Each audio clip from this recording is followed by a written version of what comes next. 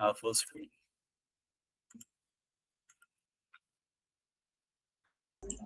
So, good afternoon, everyone. My report today will be about income tax holidays. Um, sorry, sir. Audible Hmm. lang ko, sir? Yeah, Okay, audible sige. that. Yeah. Sorry. Okay, so the report will be about income tax holidays. So, before we go into income tax holidays, there are three types. The government has three main categories of investment incentives. So these are financial incentives, fiscal incentives, other incentives, which are subsidized structure or services, market preferences, and regulatory concessions. Now, income tax holidays is under fiscal incentives. So under fiscal incentives, next slide please.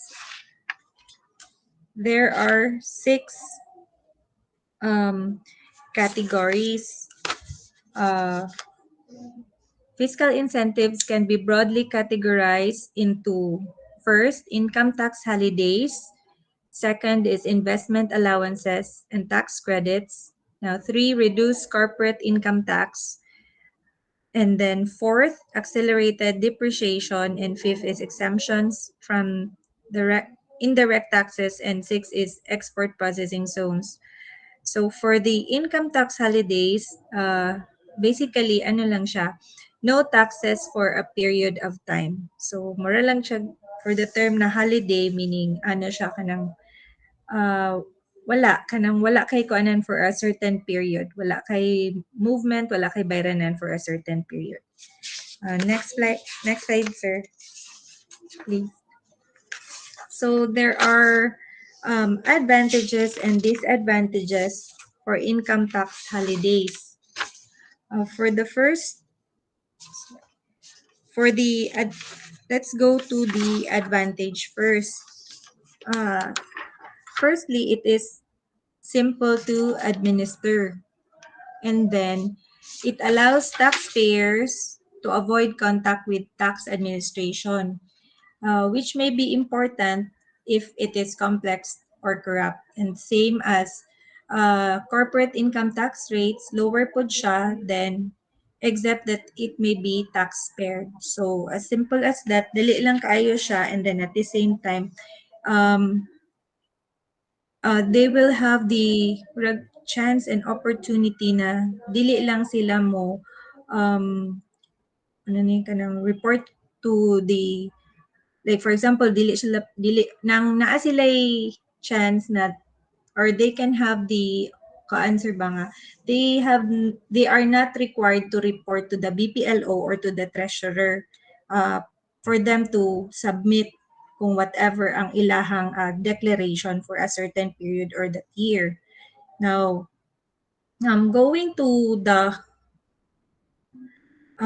disadvantage side of it is that it attract short-run projects, then it invite tax avoidance through the indefinite extension of holidays via creative redesign and in existing investment as new investment, create competitive distortion between old and new firms, and then revenue costs are not transparent unless tax filing is required, in which case administrative benefits are foregone. So mostly, these are, for instance, sir, there are some businesses here. Ako lang i-relate sa mo, sir. There are Hmm. some businesses here na they would apply for a tax holiday, and then at a certain period, if the time comes na they would be able to, the duration is mulaps na siya, sir, and then that would be the time that they were required to pay. Some of them would file for change of name, change of location.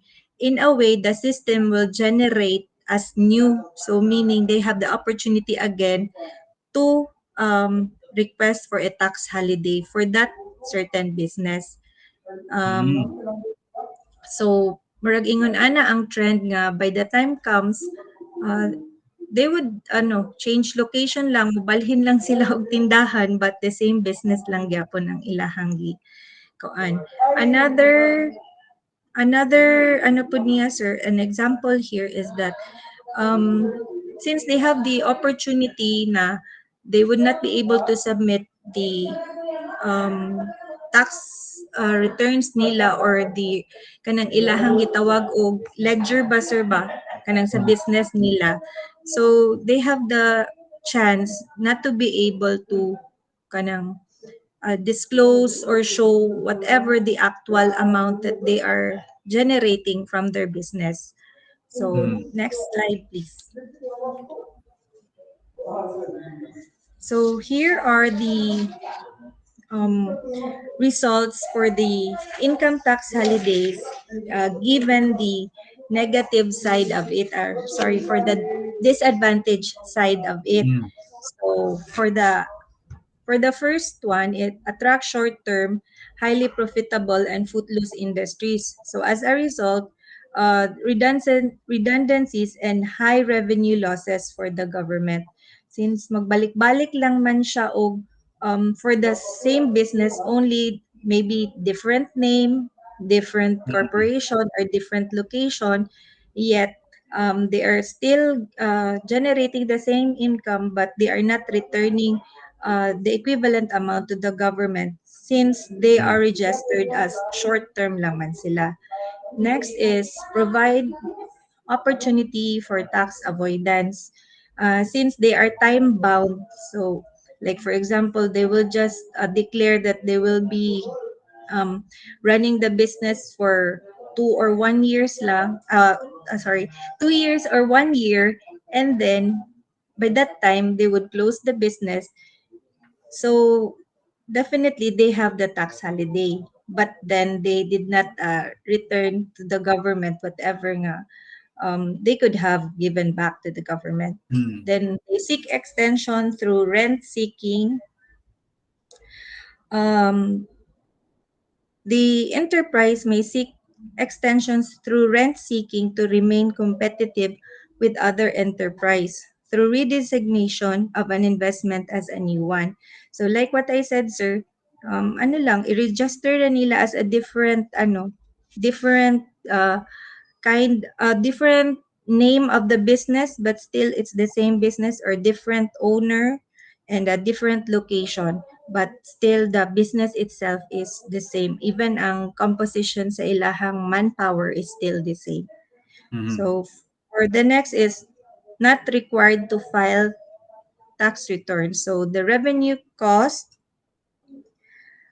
enterprise under tax holiday may not be required to file tax returns. The revenue cost of such incentive are often non-transparent as described by Clem in 2009. So definitely there is a chance for them, or they have the option to declare it or not to declare the possible generation of the business or ang profit nila. So Mm. lastly, they have targeted export activities. So this one, the activities might be inconsistent with the trade rules of the World Trade Organization. So maybe with this, ano siya, sir, there are other factors that maybe, kay since the LGU, like for example here in Tanhay, we are not, we don't have much of the export businesses. So Mm. maybe when the time comes na there would be somebody who would come in for that activity na they are export quality, and yet dili siya align sa World Trade Organization nga ruling, but yet makonsider siya namo nga applicable siya sa amo ang local tax code.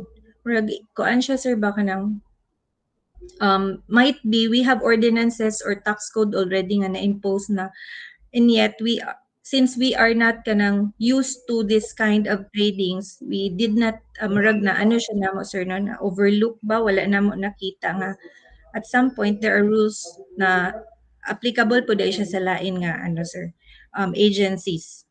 Na next slide sir. So income tax holidays, despite the ease in the administration, tax holidays are more intransparent, create multiple distortion, and are very susceptible to abuse and tax avoidance strategies, as described by Fletcher in 2002. Next slide, please. So, to give you an insight, I would just discuss the first line, sir. This Mm, is for the income tax holidays. This is for the Board of Investments. The table there shows Board of Investments, and then we also have PEZA, the Philippine Economic Zone Authority, and lastly, the SBMA, the Subic Bay Metropolitan Authority. And I'm sorry, sir, I cannot find the ano for CSEZ. So okay. anyway, these are economic zones. Calabar Mm, zone, I'm not sure, sir. Sorry. mm, Um, so to give you an insight for how we get incentives or provide incentives for the income tax holiday. So for the 4 to 8 years with BOI and PEZA, lahi sila. For BOI, payment of regular corporate tax rate of 35% of taxable income.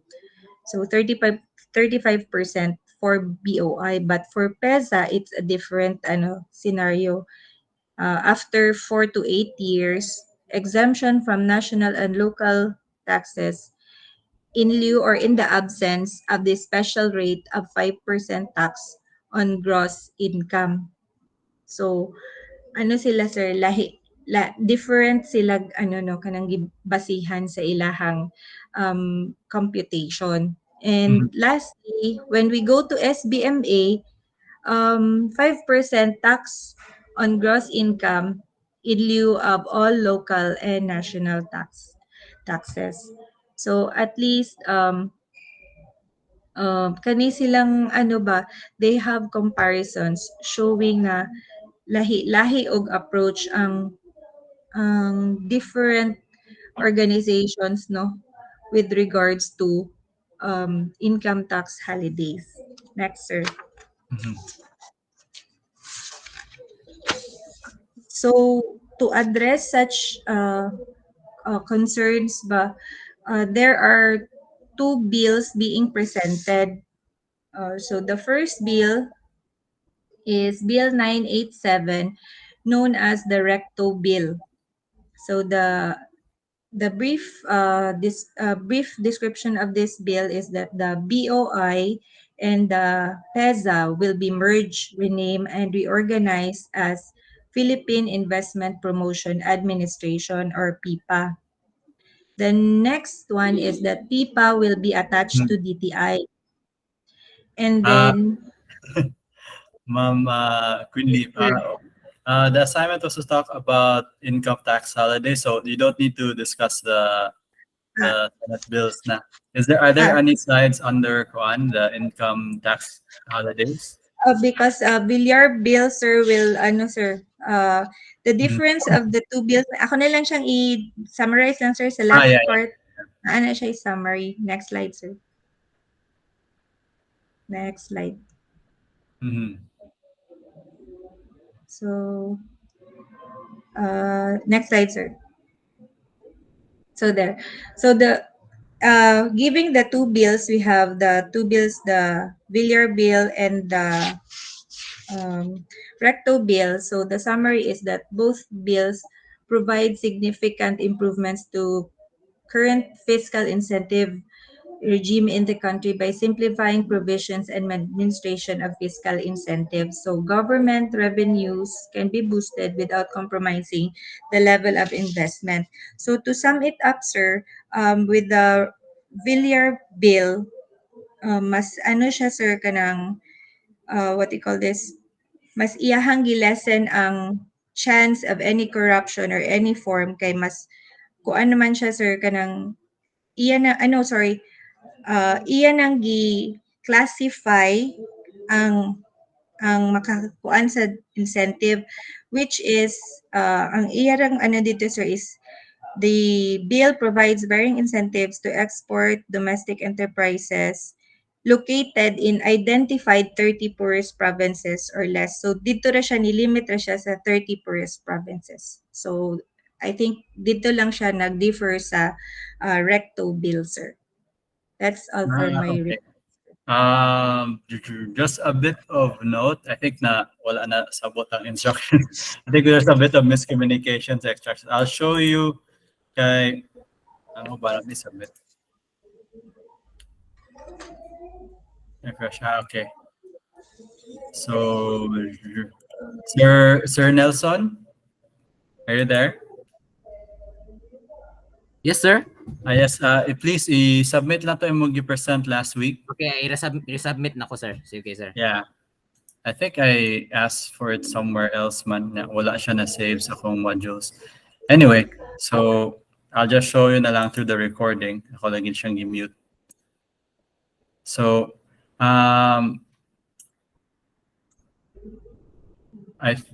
were you present when I gave the instructions or maybe wala sa paghatag sa instructions? Anyway, what I was expecting the output was, so if you're assigned kanina tax, no? For example, katong kay Sir Nelson really stood out to me last week. So corporate income tax, and the presentation is all about corporate income tax, how it's applied, just general facts lang so we can understand it. So you're not only using the reference I gave you, but you do additional research on that topic. So you're not stuck in just one document without. So I think for me, that was still a bit, that was just focusing on the one document I gave you. I would ask you to kanang revise and just give me a bit more data on how tax holidays work. Who implements it? Is it on the national level, the local level, or how do you apply for a tax holiday? What are the different tax holidays in the Philippines? And ana bitaw. So just to help myself and also the class understand unsa mo gini tax holiday, because as we discussed last time, the reason we had this activity so we can all figure out or break down kato na document kay technical kay siya. We didn't like especially for me na I'm not really kanang informed on the different kinds of taxes, so you can make something like this so it becomes more kanang informative. So it doesn't have to be kanang perfect na data, just new na data. So I'll share the video from last week's presentation. So this is Sir Silvavan's work. So what is corporate income tax reform? What is, and then the best slide I think is just digging through. This is Asian Development Bank. So just I think Google and maybe na-apoy connections is Sir Silvavan with someone who knows taxes. The Philippines corporate income tax is one of the highest in the ASEAN areas, where Singapore only has 17%, and then China only has 25%, the Philippines has 30%. So that's kind of like, it's valuable to us, but how dako da kitag income corporate income tax. So meaning we're higher than most of the Asian communities, but where is the money going? So this is where we can see the corruption impacting our kanang economic development as a country, because we have the highest in the Southeast Asian region, but we're not benefiting from it because we don't know where the money is going. And then that also connects with your topics, tax holidays, where the purpose of it is to sort of create new jobs, so that create new businesses to create new jobs. But the issue is that it's just one business applying for the tax incentive over and over again, but just changing their name, so nobody gets hired and there's no job creation. It's just the same business that's just moving or changing its name. So going back even further, a few weeks ago, the reason why we discussed this topic is because we want in our local communities and in our urban planning and urban design proposals, we want to create spaces or designs that create jobs. So this could help us figure out what kinds of policies or taxes we need to be aware of to make sure that the kinds of uses that we identify are in line with what's already existing or what's needed in that specific area. So, for example, in the Philippines, we have some of the highest corruption, highest taxes, and then so maybe the solution is not to have like when we create like for example a new master plan, maybe the solution to avoid the high corruption and the high tax rates, maybe one solution could be creating a design that supports several small businesses instead of just one big business. Maybe that could be a way to mitigate corruption and high taxes because um, I think back here's a definition of corporate income tax.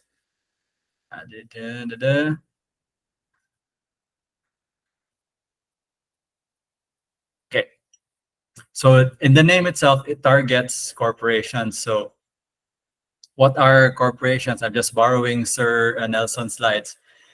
Joint stock companies, joint ventures, joint accounts, association, insurance. So if you look at the description here, for example, the joint accounts, oh, no, this is more for bank. A bank account that has been opened by two or more individuals entities. Joint accounts are commonly opened by close relatives, business partners, and so I think this will hit small businesses. So I think may group po sa CIT. Associations, any corporations other than a public corporation, joint stock company, business trust. So I guess igo man gyapon ang sayop day kung igo gyapon ang small businesses. I think any kind of business will be considered as a sakto ba, Sir Nelson? Even the small businesses are considered as corporations according to the definitions here. Yes, sir. So dapat all businesses, it makes sense, no? Now that I think about it, all businesses need to pay some kind of tax, like for having a business, and that's how the government gets the revenue, and that's how we get our budget for our um, economic development projects or programs. So something like that. So I think I'll ask you to next week. With my class on my previous class, we're just doing submissions. So maybe I'll ask you to present next week on income tax holidays. Okay, for me, medyo kuwang gid siya. Okay, ra? Okay, sir. Yeah. Noted nga siya, sir. Thank you. Okay. Next, we'll go with Sir Sabinay. Will I present for you, or do you want me to present? Can you present for yourself? I'll share na lang my slides, Sir Roy. Sige, go ahead. Okay, wait.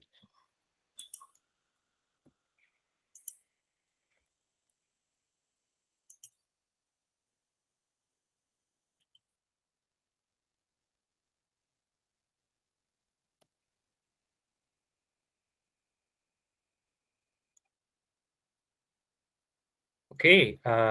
Good afternoon, everybody. Good afternoon, Sir Roy. So my Afternoon. discussion this afternoon, my sharing is based on the book Economic Development Policy by Bingham in 2003. But my focus is the discussion will zoom into tax incremental financing. Basically, if we talk about the keyword here is incremental, meaning it's rising, it's growing. So that's the meaning of incremental. In terms of the flow of my discussion this afternoon, I'll be sharing its definition and purpose, why there is a tax incremental financing, and what is its description in the simplest terms. Then what's its function? That's very important. And the difference to other economic development policies. So we have corporate income tax. Yeah, tax holidays. So I'll be giving you what makes tax incremental financing different from these two. And I'll be also sharing the benefits and its impact to the community, even to the economic growth of a country and even on a city, and what is its limitations. It's very important to know, and also the criticism, the critique behind tax income financing. Then lastly, I'll be sharing you TIF implementation example. So I was trying to check if we have that here in the Philippines. Unfortunately, this is limited to the US and some states abroad. So wala ta diri sa Cebu and even in the Philippines. But a good way, and I'll be sharing to you why it's very difficult to implement that here in the Philippines, but it doesn't mean we can. We can, but there must be changes in our systemic approach in looking at things, no? So let me proceed. Before that, I'll be sharing to you my resources. So most of my report came from Bingham. It's criticism, it's discussion, which is very good. And I'll also taking up funding institutions such as World Bank. How does the World Bank define TIF, tax incremental financing?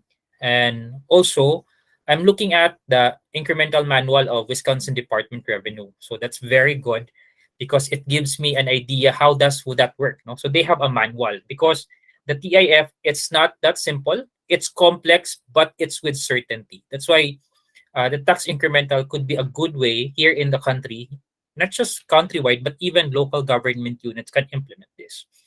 Then I'm also taking some articles from PIDS, Philippine Institute for Development Studies, and be taking some recent studies that they have in relation to where does our government revenue came from, especially to local governments and more. So let me start on its definition. World Bank defines tax incremental financing as a locally administered redevelopment financing tool. So again, let me emphasize, it's a financing tool that is used by the government to projects that exploits the rise in economic value and associated increase in tax receipts that accompany successful redevelopment. That's how World Bank defines it. As for the Wisconsin Department of Revenue, TIF is a financing option. So it's just the wording, but basically they have the same description. So it's a financing option that allows municipality, town, village, or city to fund infrastructure and other improvements through property tax revenue on newly developed property. So again, as I you see in my presentation, the underlying phrase or words are somehow different, but in terms of meaning, it's the same. It's a financing option, it's a financing tool. It can be done by the city or by the local government itself. But basically, the source is property tax or tax receipts. Then I'll go to Bingham. Bingham defines tax incremental financing, a very much local financing that is derived from property taxes, the most important own source revenue of local governments. So Bingham defines TIF as the same, which is same as World Bank and the Wisconsin Department definition. So let me now zoom in to property taxes. What are these property taxes? And why is it difficult for TIF to be implemented here in the Philippines? Let me show you the current local government situation in the Philippines. Basically, this is a study by PIDS way back in 2016. No? Although there is a change now because we are doing the I forget the law. The law was approved where some of the era would now be passed to the local government units, and we are now on the transition. So this is before that. Basically, most of our local government units, our budget depends from the era. No? So pila atong share sa national government. So 73% of our municipalities came from budget. Our municipalities came from era, from the national government share. And it depends also because if you are municipality class by class, it will also define your era allotment. If you are a component city, if you are a highly urbanized cities, magkataas imong class, magkataas pod ang imong magkagamay ang imong share sa era. Magkataas ang imong if you are a class 5, class 4, class 3 municipality, magkataas pod ang imong era. But as you go highly urbanized cities, magkagamay imong share sa era. But if you look at this in terms of municipalities here in the Philippines from 2020 to 2022, almost 17% lang ang atong local sources. Meaning 17%, that means pwede siya business permit, pwede siya property tax that we collect to our constituents, and other taxes. But if you comprise it, basically it's just less than 20% ang atong local generated revenue sa local government. With this presentation, let me compare this to other countries. So one country that I look at is the US. So this is how the US works. So most of their revenue as a country, big chunk is individual taxes. So every individual religiously paid their taxes. So 42% of the US revenue came from individual taxes and social insurance taxes. So 23.8%. Then in terms of property taxes, it's quite big. It's 11.4%. And the corporate tax is 6%, and the rest is 0.1%. Very, very different compared to what we have here in the Philippines. Now, we'll go to other side of the world, which is in Asia. Let's go to Singapore. So Singapore, you see a lot of distribution of taxes or revenue sourcing of Singapore. They don't just depend on personal income tax or individual taxes, but they also depend on a lot of things. No? So they distribute all their taxes. As you can see, their corporate income tax is 21.9%. That's why in Singapore, it's very difficult to start a business. But it doesn't mean it's very hard for them to be there because the government is supporting them. No, there are a lot of non-taxes, subsidies, incentives that the Singaporean government is also providing to companies investing in Singapore. But if you look at this type of breakdown of Singapore's revenue, you can see that their taxes is well distributed. So they don't just depend on one source, they depend on a lot of sources. If you can see here, they have also taxes on motor vehicle taxes, which is now they're forcing it because of their goal by 2025. They don't want to entertain any gas and diesel engine vehicles. No? So they put more pressure on this so that people will now convert to EVs and or improve the mobility in Singapore. So these are some learnings that we can get from Singapore and even the US on how we work on our revenues. Unfortunately, since we are unitarian, meaning we have a national government that we need to follow. We have the BIR that we need to follow. But it doesn't mean we will just submit what is required to them. Based on the Local Government Code of 1991, local government units can still produce source other revenue through taxes. No? So it depends lang, we call it fiscal policies. So it depends lang how innovative the local government is in sourcing more funds and revenues.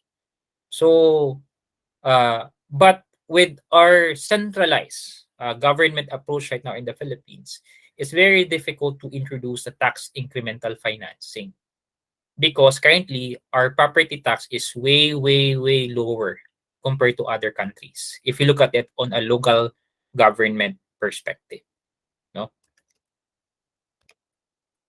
So let me go back to the next slide.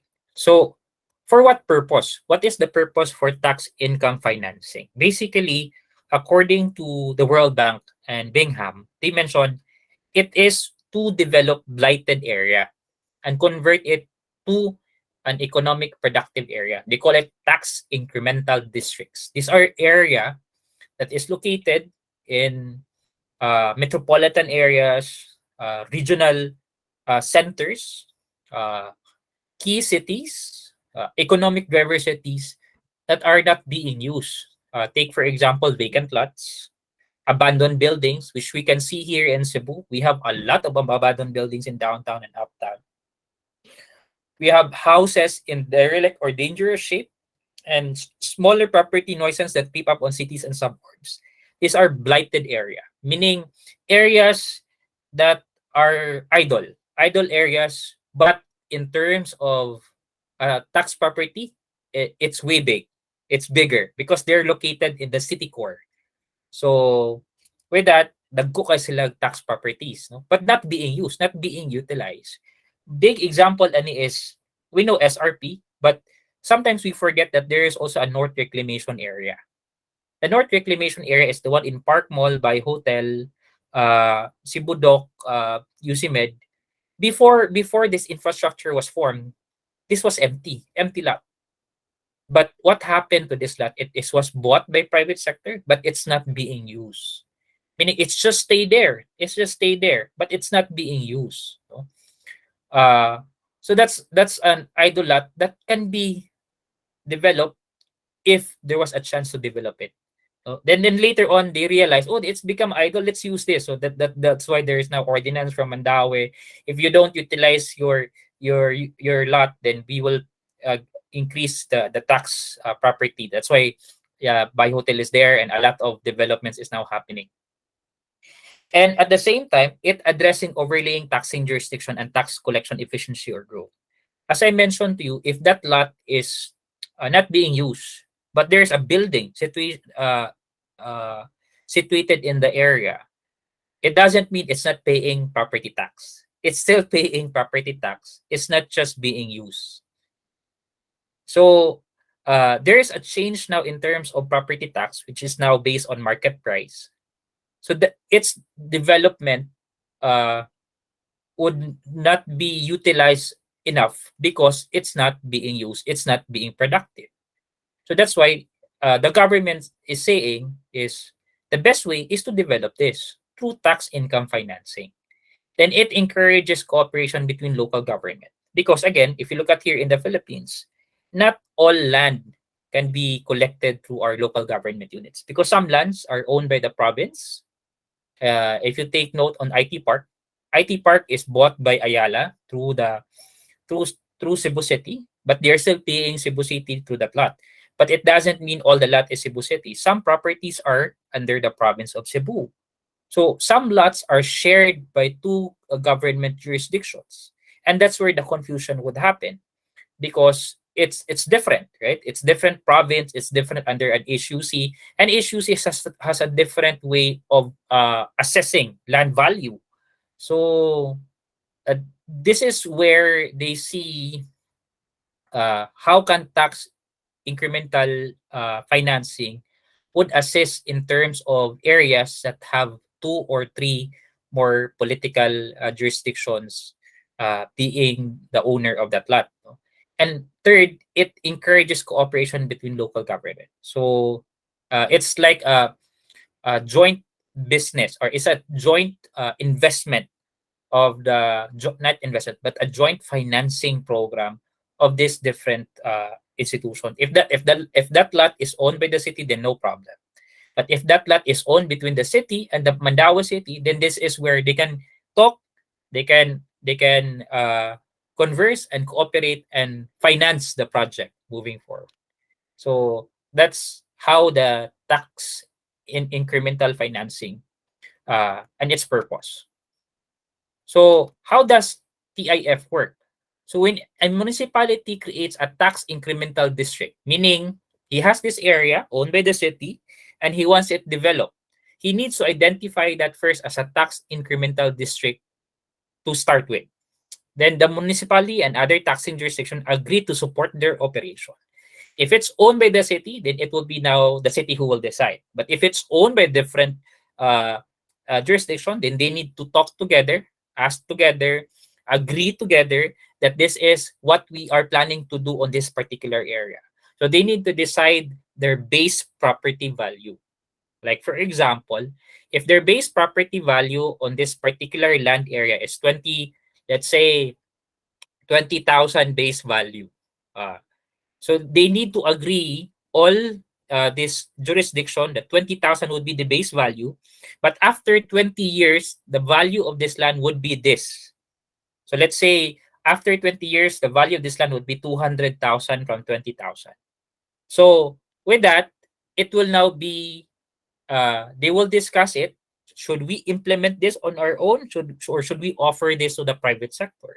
So if they offer this to the private sector will now compute their development and how does the government pay them through this increase, through this property value 20 years from now. So the government, country, school, technical college, municipality will just be collecting 20,000 for the next 20 years. So their payment to the private sector, private developer is the increase, is the property value increase on an annual basis. Then after that, 20 years, then they need to terminate that this tax incremental district. And once it's terminated, then these institutions, jurisdictions, would now be collecting the value of the land 20 years na. So, mas mudako na ang ilang tax by then. So that's how the tax incremental financing works. It's the interest of the land value that you will be paying or that you will be contributing to the project. So if they decide this will be a government funded project, so every increase would be contributed to that project by the institution. But if this is a PPP, then they will not collect the increased amount to that private sector, but instead they will collect the base value of that property based on the agreed timeline. If that's 20 years, and that's 20 years. So that's how they invite sectors, no? And they compute it in terms of the percentage of the increase annually, summarize it, and it became now an investment to that particular area from these institutions. So 20 years after, the tax incremental district would be terminated. And once it's terminated, basically all these involved political or government jurisdictions would now be valuing their land on that present market price. So mas mudako sila. So if 200,000 na by 20 years, then after 20 years, 200,000 na ang ilang pangayo na development. So it's somehow an investment, but it's an investment based on the increase. So you will see here what would be the benefit if we do tax incremental financing. So I just made this computation as an example. This is in Manila. This is part of their promotion. This is how they sell the land in Manila before. No? If you look at this particular, this is part of the Daily Tribune. This is a newspaper before. But the date, I'm gonna zoom in on the date. The date, it's May 26, 1932. So pag May 26, 1932, ang yuta sa Manila was 15 pesos and 55 centavos on a monthly basis. So in 1932, the per square meter in Manila is around 18 pesos to 21 pesos per square meter. I'm showing this for you to know what is the Philippines situation in terms of property value. But after that, moving forward, in 2017, that 18 pesos would now be 300,000 per square meter. In 2018, it would now be 350,000 per square meter. In 2022, it will now be 525 per square meter. Based on this computation, and this is based on property value estimates way back for the last 66 years, in the Philippines, we are estimating around 14% to 16% average property appreciate of land value. So every year, our land value increases. So according to them, the only asset that you need to focus on aside from jewelries is really land. Because land will not depreciate. Annually, it will appreciate. So in the Philippines, for the past 66 years, our land appreciation is 14% to 16%. Now, how would that affect the property tax? So let me now proceed to property tax. So with that increase, and just saying this an estimate computation, if you are a residential property, we look at your land value plus structure and improvement cost, market price, 6 million, let's say 6 million. Your total assessed value of the property is 1.2 million. Okay, residential is 20% in terms of Quadman, assessment value property. So real estate tax in Metro Manila, since if this is Metro Manila, your real estate tax is 2% of the total land value of the property. So you need to pay 24,000 real estate or property tax to the city of Manila. But if you are outside Metro Manila, our real estate tax is just 1% of the total land value. So that's 12,000. Again, this is excluding the special education fund tax. Okay, this is incorporated, which is 1%. So that became your property tax. And it every year, since your land value is increasing, so does your real estate taxes. And that became the basis of computing the financing of the tax incremental financing. So it's the increase of the property tax mao'y imong gi-contribute sa financing on that particular development. So how does tax incremental financing different from others? No? Different from enterprise zone, different from urban development action grant, even different from corporate income tax. Tax incremental financing is locally administered or initiated. It could be done by the city, it could be done by the local government without any support from any international, national funding institutions. No? Source of fund basically is the property tax. Okay, because we're looking at the increase man. So most of that increase is really more on property. Uh, the support from national and higher level subsidy would not be necessary, just like the urban development action grant, which is really national subsidy. But for tax incremental financing, this could be LGU. It could be done even by the city himself. No, it can be intergovernmental initiated projects, meaning it could be city to city, it could be city to national government agencies, sabot na lang sila. It could be city to province, sabot na lang sila. Yeah, same as enterprise zones and ODAJ, it can be open for private sector participation. It can be a PPP project, it could be a government-owned project. So it's just really on the internal how would that work. But in terms of financing, it's really they look at the increase of the property tax. May basis ay ilang pag-pay or ilang contribution or investment on that particular project. So we're done with the definition, a purpose. We're done with the function and difference to other economic development policies. Now we go to what is its benefit, its impact to growth, and what are the tax incremental financing limitations and even the critiques. So in terms of benefit and impact, it's a local source of financing.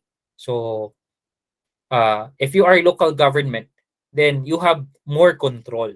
No? The mayor and the council has more control on the project itself. Minimal negative fiscal impact. Why? Because you look at more on the property tax and its increase. And it's more attractive. Why? Because there is certainty. If you look at the Philippines, in the Philippines for the last 16 years, our land value increases to 14 to 16%. With that, you can estimate how much is your property tax on an annual basis if you're a local government unit.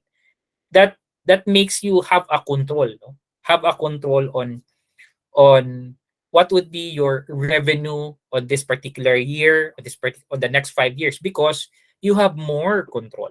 No? And that's the reason why the province of Cebu is still the richest province in the Philippines.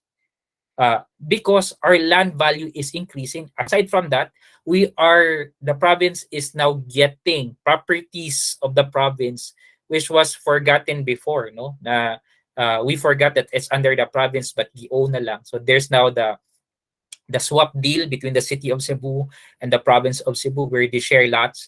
And also there's a swap deal of different local government units where the province of Cebu will give them lot. In return, the LGU needs to give lot to the province of Cebu.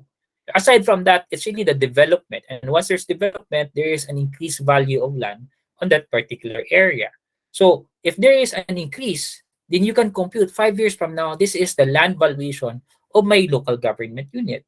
With that increase, then you can estimate how much can you invest if you want to use tax incremental financing. Then lastly, it stimulates local urban regeneration. So when incremental financing was made, it's for this purpose really. But there is this changes and there is this innovation right now, especially from the states. And I'm showing to you one example later on. How did they do it and how did they innovate about it? So it's stimulate local urban regeneration. This could be applied to areas that is possible candidates for urban decay. So these are areas located within your city. It's in the downtown area, but it's not being used. Maybe let's plan to redevelop it. So the local governments needs to look at with the private owner? How can we work on it? And how can we contribute? Because you need to invest, and you need to introduce the tax incremental financing. Oh, I'll not shell out money, but what I will do is I will collect base value of your land, and the percentage is my investment to your land. So it could be like that. So this is the benefit and impact of tax incremental financing. What is its limitation and critique? The use of tax incremental financing requires robust real estate and economic conditions, meaning there must be the financial viability of the area. So if you want to develop it, make sure that that area would really create a good market demand. No? So if you develop it, since you are redeveloping it, develop it for a purpose that it will make your economy grow. Second, since there is a sense of certainty, hence a formidable financial exercise. With that, it can create many opportunities for error or misjudgment. This is possibly where corruption would come in, no? And other engagement. Since we know naman it's certain there is money, so and if there is an opportunity, then there is also possible crime would be committed, which could be corruption. Third, close collaboration among local government units and stakeholders. This is more on political continuity, meaning if this is a 20-year project, would the next mayor object it? So it's more on that. So there must be a close collaboration among local government units or among jurisdictions who are part of that project. That for the next 20 years, this is our contribution, investment on this particular area. So it must be the same because again, at the end, you will be earning the same interest. You'll be collecting the same interest. So the close collaboration and coordination between jurisdictions involved must be a priority also. Then lastly, this could be this is a good point by Bingham. It could be potentially abused by coalition of land-based elites, meaning real estate developers, right? So they can create an unsolicited proposal, talk with the local government unit. Mayor, we have this proposal and we want this PPP. Can you help us with this? Maybe tax incremental financing para you don't need to shell out money and we do the rest, right? It could be a way of developers asking for subsidy from the government. So it could lessen their investment, right? Because it will cost them if they develop it without if the government would still collect the same real property tax annually increase. So it could be abused by this what Bingham called land-based elites. So now let me now give you an example.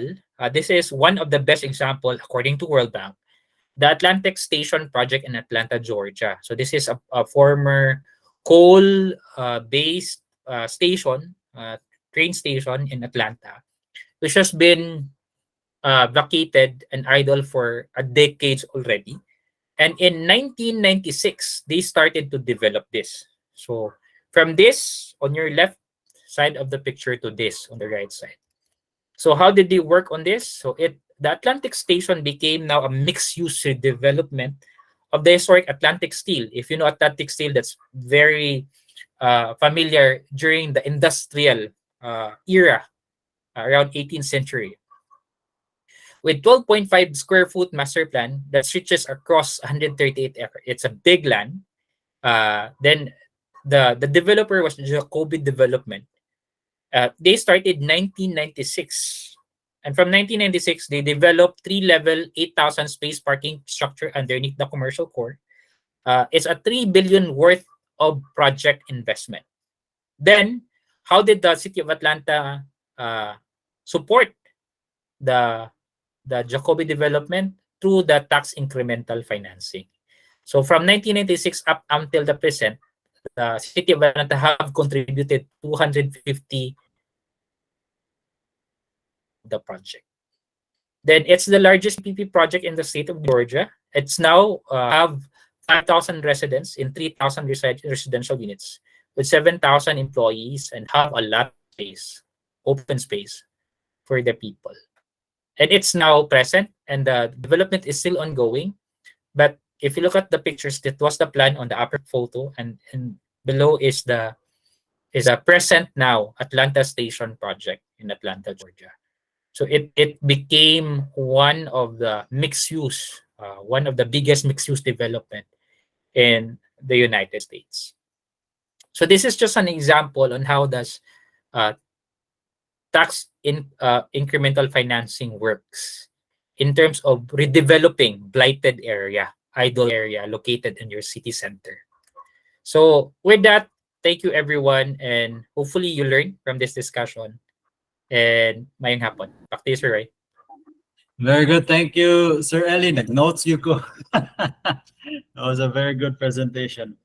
Okay. So, sort of connecting to what Sir Ellie said, kaning mga tools, these are basically ways for kanang groups, whether they be private or public, to secure funds for their projects. So, the really kanang the thing that stuck out to me from Sir Ellie's presentation is that I think we can all agree that land appreciates. So if we can figure out by how much it appreciates, kanang estimate lang. So Sir Ellie said in the Philippines it's 14 to 16%. Then you can project that over a certain period and say, na our land is worth this much. If we put so and so development, then it may be worth this much. Why don't you, like for the developer or the group that wants to create a project, they can just approach the local government and say, current land worth is this much, and we expect it to be this much. Therefore, can we ask for some funds now as like equivalent to, let's say, how much percentage of the final value so that we can pay you back eventually. So it's basically asking for money. And then the sort of collateral, so to speak, is the certainty that the value of your land will really increase. And even more so if you have if you develop it like with mixed use, you have your train stations, residential areas, office areas. So it's basically a funding strategy. So with this and the other tools we discussed, I'll just share for those who were absent last week.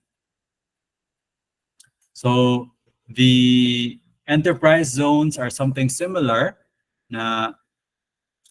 Enterprise zones are selected by, I think both from like the national government and the local government. They can apply to become a enterprise zone. And then the idea is that these areas are need help. So they are categorized as such, and then the tax rates are reduced to help to help the people in those areas create their programs. They can maybe even ask for some financing so that they can sort of get back on their feet. Basically, just again, another kind of funding strategy. The other one was the UDAG, or the Urban Development. Wait, let me just go back. The Urban Development Action Grant. So again, similar kind of process to the TIF. They need to identify an area that needs to be, or that's run down, or that needs help or assistance, and then they do a study. Is this area really needed? Does this area really need a UDAG? What are the possible benefits if we provide a UDAG in this area? And then the example of Mary from last week was the Hyatt Regency project in San Antonio, Texas. And then basically they redevelop a plot of land, I think in the center, Manto Marino. Yes, sir. Yeah, here in the kaning red Alright. dot here. Yes, yes. Yeah. Riverwalk. So Riverwalk siya na project. So now it looks like this. Wala na siya. Do you, wala kayo before na picture? Wala ano? Wala ko, sir. Okay. So just imagine that before it looked worse than this. So really, that's what we're trying to do from the economic side, because we have a lot of good ideas in here, especially here in Cebu and maybe in your local communities as well. This subject is really dealing with how do we get that funding? How do we get our projects built? Okay, if we really do the research that this project is really needed, it should be built, then we can find ways like this now We can use the fact that land is always appreciating. We can use the fact that the UDAG, the TIFs, these existed abroad. Maybe we can create some kind of our own version. But before we, what do you call it, even get to that, what they call this point that we can create the funding, Sir Eli very rightly pointed out that there are limitations to these kinds of programs. We need to have, again, the right real estate and economic conditions, meaning there is growth in our area. I think for Cebu, that's very true. Maybe in some areas, not so much. There needs to be close collaboration among the different stakeholders. Like there has to be the political will behind that project. So these projects, they don't get built in 5 years, they don't get built in 3 years. The really big projects like go maybe even 20 years as stated by Sir Eli. So we need a group that will always be there to keep the project going, even if the mayors change, the politicians change, and there is that political will to keep that project going. And really, for long-term economic development, that's the backbone of any kind of a program or project. So yeah, mangita natag mga, we need to look for our allies, our kanang advocacies, and if we want to make change, Jude, we need to work in groups. We need to work together. So with that in mind, let's proceed to our next.